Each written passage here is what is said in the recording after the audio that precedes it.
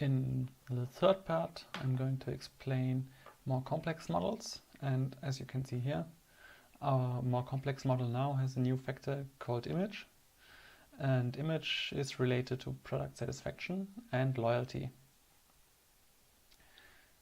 The weighting schemes are still factor in Centroid. I will cover weighting schemes in the next video. I still use the same data as in the previous examples, and so now what I did is I took indicators 1 and 2, actually one from each, from product and service, and called them image 1 and image 2. And product 2, product 3 and service 2 and service 3 are still related to the respective constructs. The image construct and the service construct are measured formatively, and product satisfaction is measured reflectively, but it actually doesn't matter for what I want to show in this video, namely how these relations between product satisfaction and image work out, and actually what changes in loyalty that now has a 3 instead of 2 relations. So the first difference we have here on the stage 1 sheet is only the calculation of the inner estimates.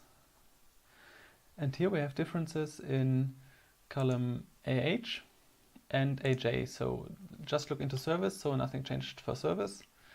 And if I look into the data, into the formulas, I see that the pass weight is multiplied with the loading or the auto estimation of loyalty. So that is for service, that is the only relation we have in the model.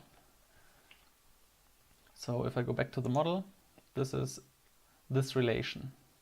And now if I look how product satisfaction is calculated, what we will see is that it is actually the sum of the product of the auto estimation of image per case multiplied with the weight plus the product of loyalty with the relation to product satisfaction. So basically the weight of this relation here.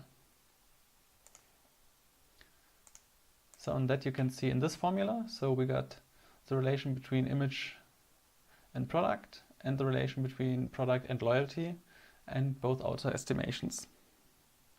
The rest of the entire model is equal. So that is why I don't show you the calculation. You can download the sheet and look it up yourself. On stage 2, there are basically 2 new things. The first thing is that now we got a relation between 2 constructs. We can calculate the R-square for product satisfaction, which is influenced by the image satisfaction. And as you can see here again, here we have the RGP formula, which is the German Excel again, and you have to look into the line est formula. So in English you see here you have your line est, which doesn't work in the German version, so I have to revert it. And we use again the index function to get the R-square value of this this linear regression. And actually the same formula is used here to get this weight for the pass coefficient for this relation. The other thing that is changed here in the model is now that for loyalty we use 3 instead of 2 relations, but the only thing that it changes is that now we have 3 variables trying to explain the estimations for loyalty.